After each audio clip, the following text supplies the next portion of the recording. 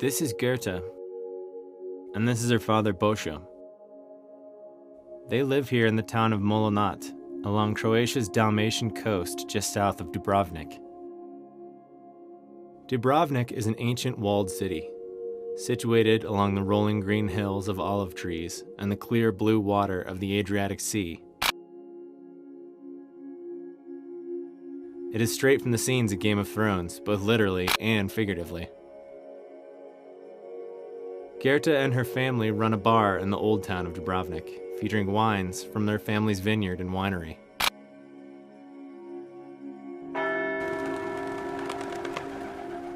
Over the course of a week, we'll be spending time with amazing people like Goethe and her family, and see a side of Croatia beyond the tourist circuit.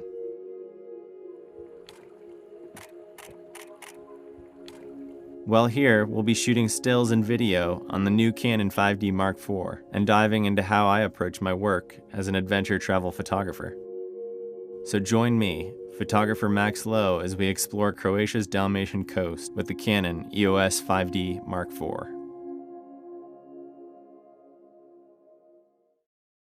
Dubrovnik, the pearl of the Adriatic. As the largest city along the southern coast of Croatia, it's a thriving hub of tourism, its port basically serving as a parking lot for luxury cruise liners. But 20 years ago, things were different. Following the breakup of former Yugoslavia, a series of conflicts spread through the region, igniting long-standing ethnic tensions. Dubrovnik narrowly escaped destruction, its walls repeatedly shelled. Today, Dubrovnik has made a stark rebound. Within the ancient walls, tourists mix with the locals in labyrinthine alleys and grand plazas. It is, to say the least, a great place to take photos.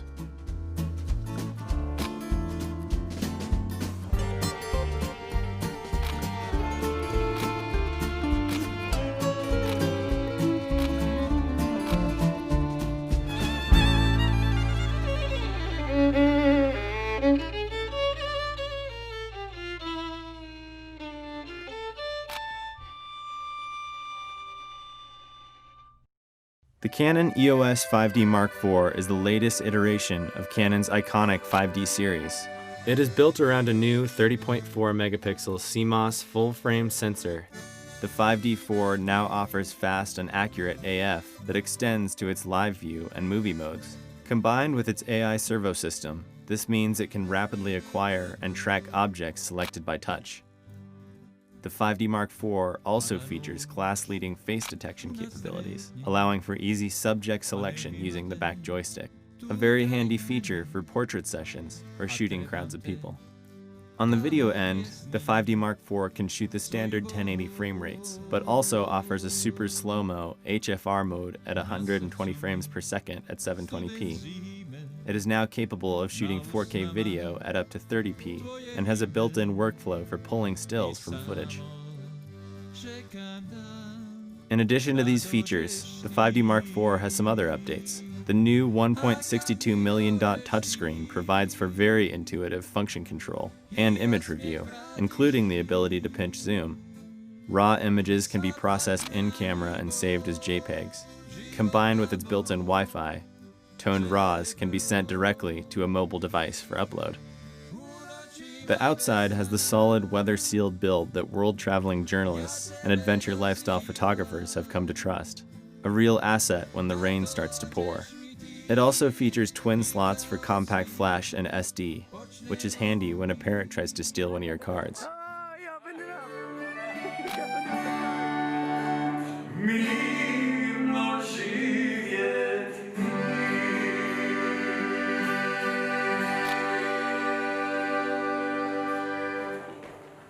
Thank you very much. Thank you.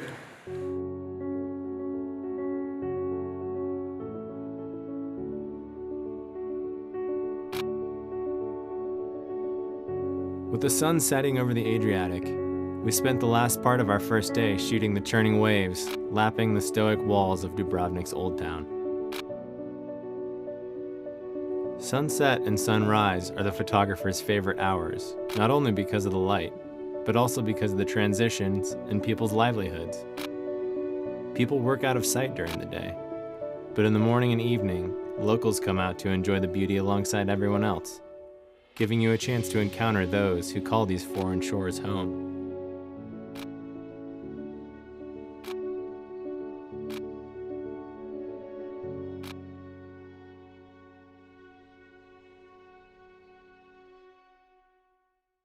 Croatia's Dalmatian coast is comprised of over 1,000 islands. One of the most populated is Korčula, about an hour's drive north of Dubrovnik.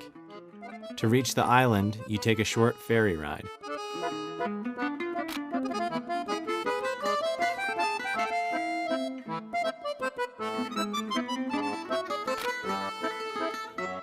Much like Dubrovnik, it's a walled city, with the visible influence of Greek, Roman, and Hungarian civilizations. From atop the highest point in the city in a bell tower, we find a new perspective. The shadows of passerbys stretched out across the white stones of the plaza below.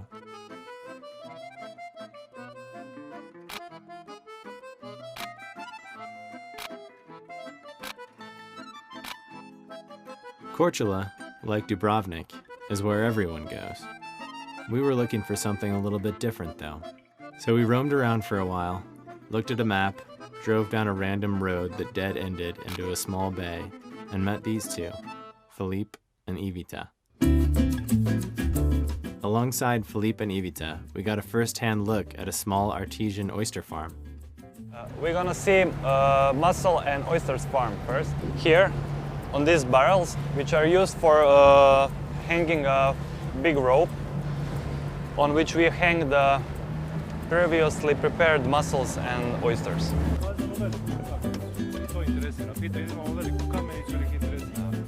We want to show you first big oysters that we already prepared for. Oysters are a staple of this region in Croatia. Due to the unique salinity of the ocean's water, the flavor of the meat is said to be especially delicious.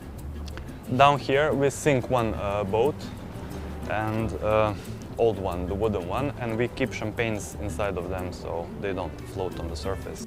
Here below the hanging oyster beds, they kept sparkling wine from the local vineyard, where the ocean's chill kept it equally cool year-round. Ivita and I are gonna go down and get some champagne that's stored in the underwater wine cellar. It's gonna be great, maybe a little cold. Show me your mussel beds. Let's go.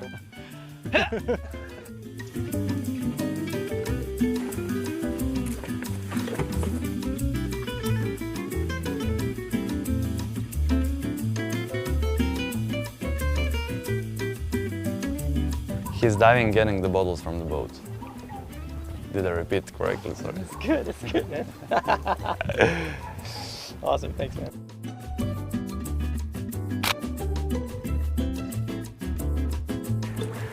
$2013 sparkling white wine, pulled off the bottom of the ocean here where it's been stored for the last few years. And we're gonna pop it open for dinner. See how it tastes. It's got some little crustalies on there.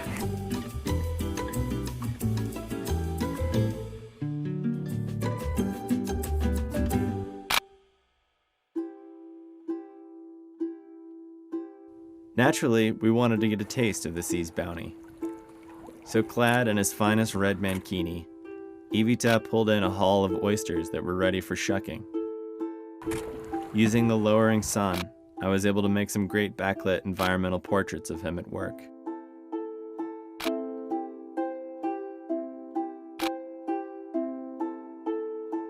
One of the most important considerations when shooting lifestyle photography is setting the scene. It's an often overlooked element. What separates the pros from the amateurs is the ability to basically art direct and consider everything that's in the frame. The reality is that the travel photography that you often think of as pure documentary is nothing of the sorts. It's an intentional staging of the real world around us to create the scene you want, to tell the story you want to tell.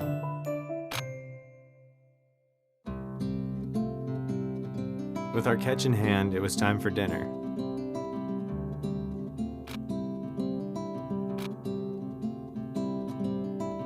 I think we have to pop the bottle, right? That's your job. I think I got that.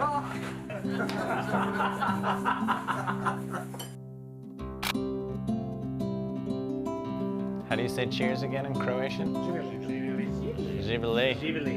Here's to you guys. Thanks again.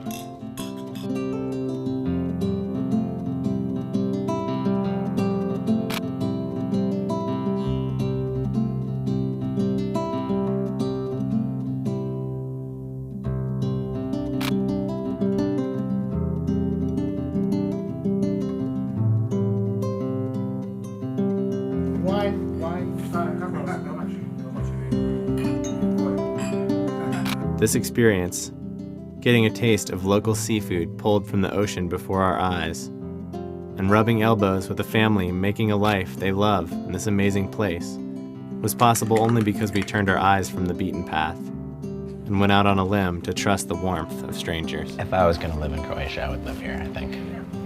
Who knows, maybe I will someday. We can't rule it out.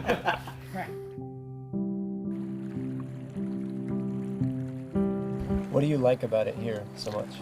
Mostly everything. This piece, you know, the nature blending with the sea, enjoying the fruits from it, you know, the piece. Everything is clean. It's not polluted.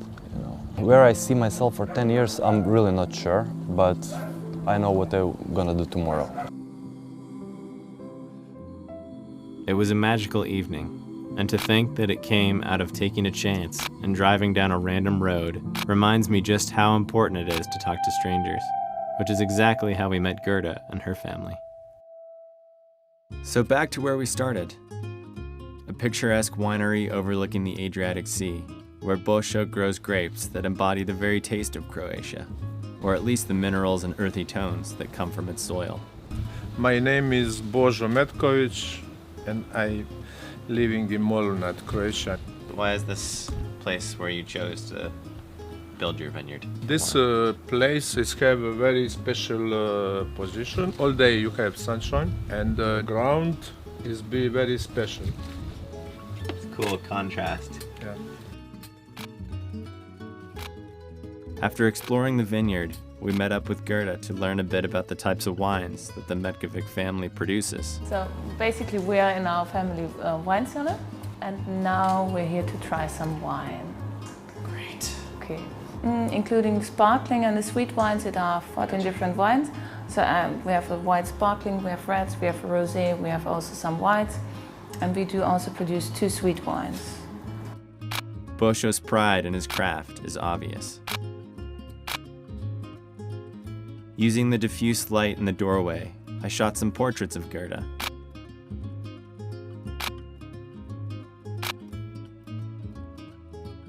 Then it was time for more food at the family's restaurant alongside the lapping ocean, where Gerda's sister, an award-winning chef, runs the show.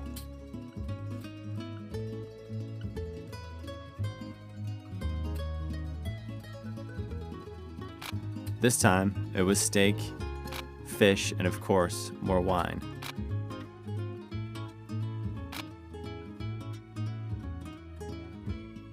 Before we left, we gathered everyone for a family photo.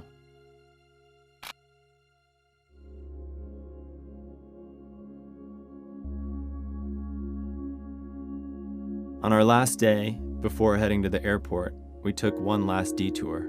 We are in the former Hotel Belvedere, which was one of the biggest hotels in Dubrovnik, very popular in former Yugoslavia, but now it's abandoned and it's empty, big, interesting.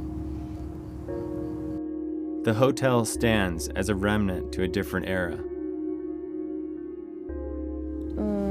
I was 2 years old when the war started, so I don't really remember anything of it, luckily. My mother and I went to Germany. My father was partly here. How was he affected by it?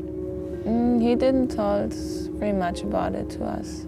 He really never told any war stories, because I think it affected him very much, but he didn't want us to be affected the way he was. Gerda and I explored the ruins, using the dramatic light and backdrop to create some of my favorite images from the trip. These people, the generation of my father and this oyster guy, they actually built up businesses from nothing. They had to start all over again. I mean, of course you're proud then. I'm proud of what my family built and what we built together. Otherwise it wouldn't be possible. It's a bit kitschy, but I like it. Throughout our journey in this small corner of Croatia, through the eyes of those who live each day amidst this beautiful landscape, we got a glimpse of the magic that shimmers beyond the path most traveled. And through the power of photography, got the chance to explore that. For DP Review, I'm Max Lowe.